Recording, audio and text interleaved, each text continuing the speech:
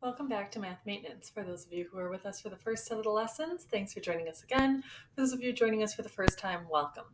The purpose of Math Maintenance or Math Booster is to kind of review some concepts that you maybe learned last year to make sure that you are feeling good about them, have them back in the forefront of your mind going into this next year.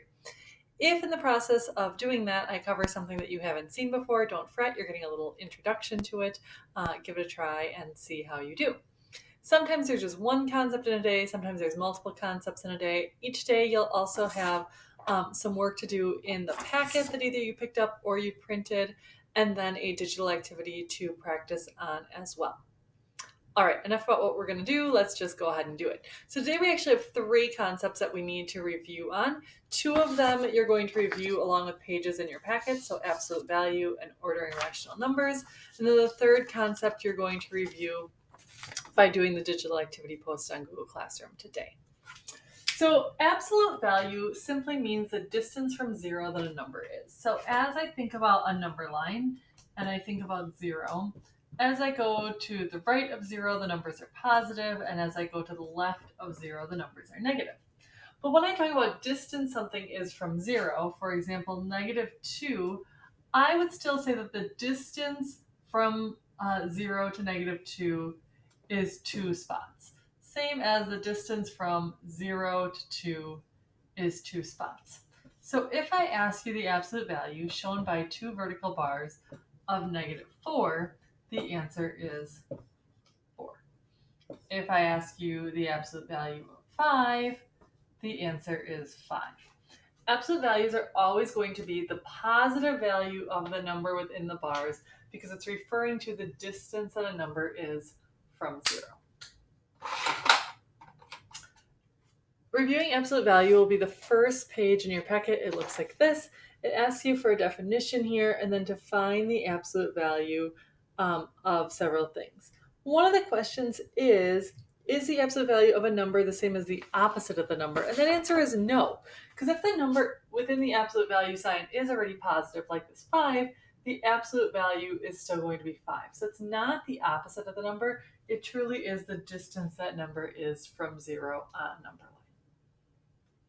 All right, page number 2 in your packet is the ordering rational numbers. Now on this page, there are decimals, there are fractions, there's fractions and decimals, there's positives, there's negatives. So I'm going to go over just some broad rules for ordering rational numbers in hopes that this refreshes your memory. So obviously in ordering rational numbers, again, if we think about that number line,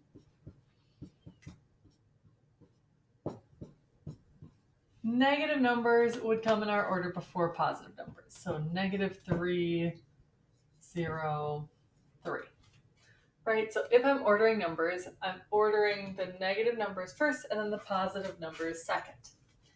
If I'm ordering just negative numbers, the largest negative number comes first, and then our numbers are getting bigger as the numbers appear to be getting smaller, right? Our numbers getting smaller in the negative sense means they're getting closer to being positive.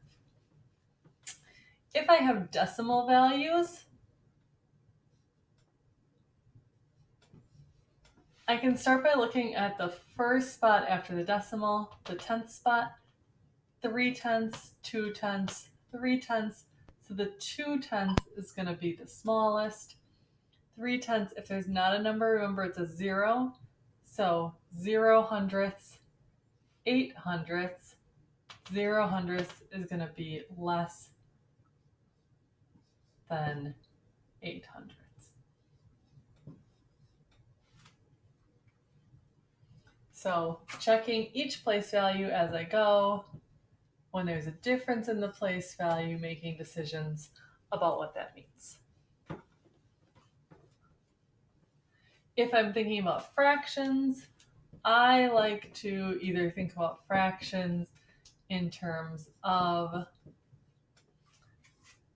being able to visualize them, comparing them to a half. So for example, 4/15 is less than a half. These 2 other things are greater than a half. So I know 4/15 is going to come first. I can try to visualize 4/5 and 2/3, though in both cases the numerator is just 1 less than the denominator. So I can also do a common denominator. So the bottom here I can multiply by 3. The top would be by 3, so I get 12/15. The bottom here would be by 5, so the top would also be by 5. Now that I have a common denominator, I can simply order them from least to greatest going across. If you have a mix of fractions and decimals, I would suggest trying to write those fractions as decimals so that you can compare them. So if you had something like 0.2, 0.8, and 3/5, I would suggest writing 3/5 as 0.6, and then you can go ahead, or you can go the other way and try writing these as fractions so that you could think about all of them as fractions and doing it that way. It's harder to compare when you have kind of a mixture of decimals and fractions. So if you can get them all to either be fractions or all to be decimals, then you can use your rules from there. All right, last thing I want to talk about today is adding and subtracting mixed numbers. Now, mixed numbers happen when, remember, we have a whole part and a fraction part, like 1.5 minus 1 and a third. When we're doing mixed number, well, let's start with addition. When we're doing mixed number addition, I can add the wholes, 2, and then add the parts. 1/2 would be equivalent to 3/6. 1/3 would be equivalent to 2/6. Add the parts, I get 5/6. Had I gotten an improper fraction here, like 7/6, I'd want to take part of that and simplify it out, roll it into the whole number over here.